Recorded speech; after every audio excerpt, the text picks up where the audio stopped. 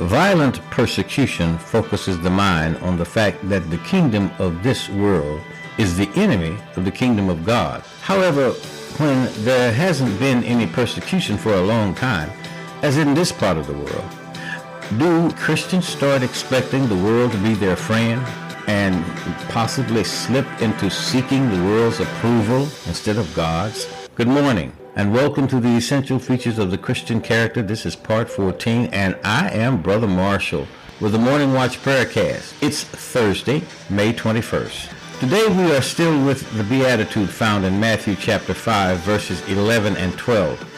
But as I promised, I've come back to 2 Corinthians chapter 4. My focus is on just a few verses, 7 through 10, along with verse 18. But we have this treasure in earthen vessels, that the excellency of the power may be of God and not of us. We are hard pressed on every side, yet not crushed. We are perplexed, but not in despair. Persecuted, but not forsaken. Struck down, but not destroyed. Always carrying about in the body the dying of the Lord Jesus, that the life of Jesus also may be manifested in our body. Verse 18. While we do not look at the things which are seen, but at the things which are not seen. For the things which are seen are temporary, but the things which are not seen are eternal. Dear Lord, we thank you for another morning and another opportunity to visit with our friends. We know, Lord God, that you've blessed us to get up this morning, and you will bless us as the day continues. We thank you for keeping us safe. We ask that you look in at each household and bless them. In Jesus' name, amen. Remember, we are considering personal attacks because of Christ-like living, which includes both words and deeds. We all must admit, however, that the cross that we bear comes with some difficulty. With that in mind, let me ask the question. Just suppose God has something special for you to do. You already know that the harvest is plentiful and the laborers are few, but you're quite happy with just going to church, maybe reading your Bible, and having some quiet prayer times at home. One of God's proven methods of motivation is actually persecution.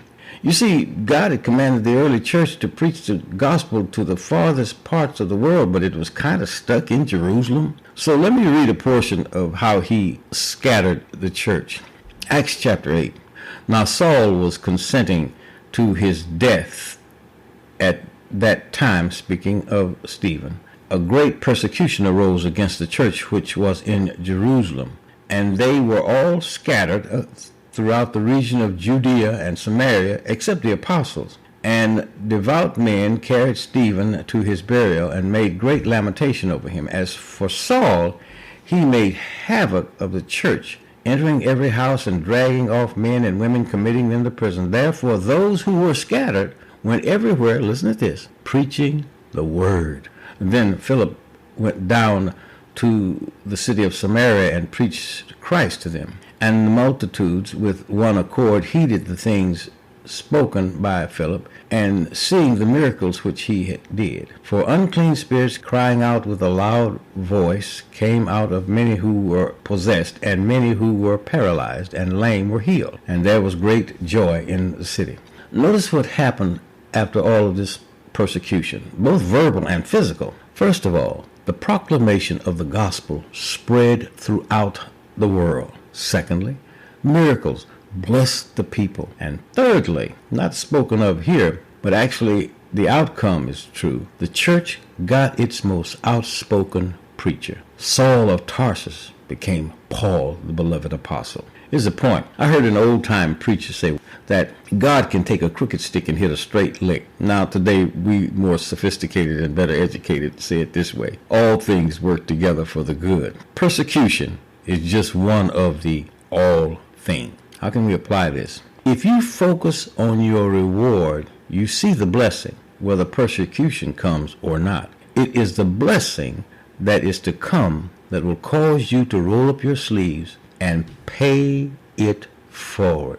Doris wants me to remind you that tomorrow is the podcast, prayercast, prayer time. So call in your request to 918-425-4060, 918-425-4060, or email them to till he comes, all one word, 2545. Till he comes, 2545 at outlook.com.